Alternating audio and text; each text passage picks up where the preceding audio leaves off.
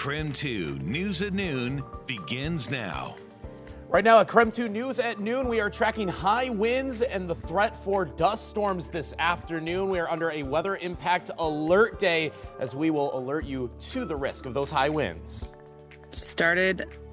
I'm so tired of your liberal BS. Go back to where you came from. So now, a North Idaho senator under fire after alleged racist remarks at a forum in Kendrick. We are hearing from both sides. Plus, the Terrain Art event is back in Spokane. What can you expect from the event's 15th year? Hi, everyone. It is so good to see you. Welcome to KREM 2 News at Noon. I'm Laura Papetti, and we are going to head outside live here at the noon hour over in Coeur d'Alene as we take a look at how windy it is right now. Just a little bit of wind out there at this noon hour, 1 minute past noon. However, over the next couple of hours, things are really expected to pick up. We are watching to see how strong the winds could be today after last week's dust and windstorm hit the region so hard. This is video from that storm. Grant Glover from the WSU Horticulture Center as the dust storm swept over the apple and pear crops. And you can see how dramatic it was last week. So here we are. Let's check in with meteorologist Thomas Patrick. Thomas, we see it just a little bit windy outside right now. We're comparing it to last week. What will happen in between over the next couple of hours? Will be closer to what we saw last week? Yeah, and let me provide some context to that, Laura. The pictures that we just saw were from last Wednesday. That, I think, will be the strongest of our windstorms. I don't think it will be quite to that level. However, remember, it was also windy last Sunday. I think that's a bit more of a comparable aspect to what this windstorm is going to have for the inland Northwest. If you've stepped outside within the last hour, you've really noticed that it got cloudy quick over Spokane.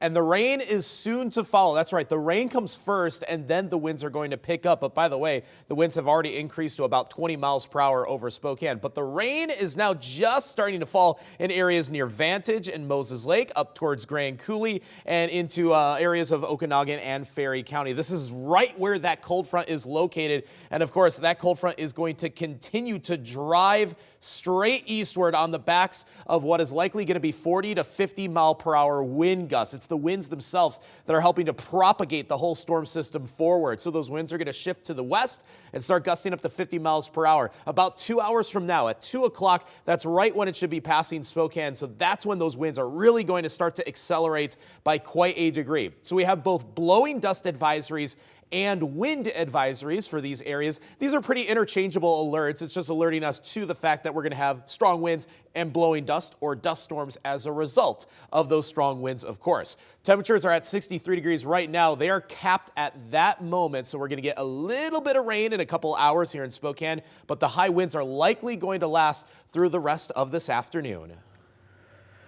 Thomas, thank you. Today, Idaho State Senator Daniel Foreman continues to be called out for an alleged racist remark to a Nez Perce tribe member. It happened at a candidate forum in Kendrick on Tuesday. During the event, Democratic candidate and Nez Perce tribal member Trish Carter Goodhart said she was answering a question about discrimination in legislation. She says before finishing her thought, Senator Foreman yelled, quote, "Go back to where you came from." Our Boise station talked to Goodhart about the remarks. I basically just stood up and I said, just because this isn't your lived experience does not mean that discrimination and racism don't exist today. And these are, very real experiences of so many Idahoans. And it's not an Idaho issue. It's a national and even global issue. And what was the response to that? I didn't even get to finish my sentence. The state senator, Foreman, shot up out of his seat and started, "I'm so tired of your liberal BS. Go back to where you came from." I'm sure the irony of the phrase, "go back to where you're from," is not lost on you. No, it's very ironic. I'm a very proud member of the Nez Perce tribe here in northern Idaho. This is exactly where I'm from. I was like, in my mind, I was like, yeah, this is exactly where I belong. I have no intention of leaving. Senator Daniel Foreman responded with a statement on Facebook. He said in part, quote, Idaho does not practice systemic racism. He goes on to say when he and another forum attendee told Goodhart there was no systemic racism in Idaho, she, quote, flew into a rage and shouted at me that you people don't know what you are talking about because you are not Native American. According to Foreman, he told Goodhart that he is Native American because he was born in America. You can find Foreman's full statement and more to this story. We have it posted on KREM.com. It is 12:05 right now. In other Idaho news, starting January 1st, a new state law could save money for pharmacies and patients. House Bill 596 forces pharmacy benefit managers, also known as PBMs, to be more transparent with practices. Representative Jordan Redmond sponsored the bill. He says it would ultimately cut costs for state residents. One, create lower prescription costs for every Idahoan, as well as allow access to care and patient care. Most of these pharmacists were, again, losing money to dispense a drug or getting an average of 10 cents to dispense a drug. Redmond says the goal of the bill is to ensure long-term sustainability among pharmacies and give patients affordable access to care.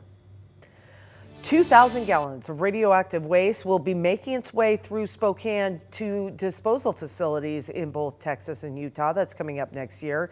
It's all part of a greater project to get toxic waste out of Hanford. The route through Spokane was recently approved by the U.S. Department of Energy, despite opposition from Spokane city leaders.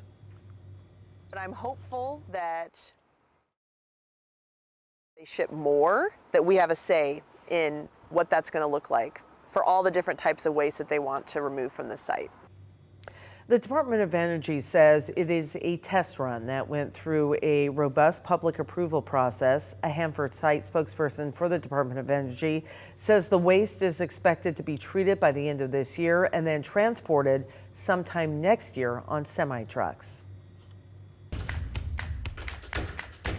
I love that Terrain supports artists of all stages in their career. Terrain's main event kicks off tonight, an inside look at the art showcase. That's coming up after a really quick break.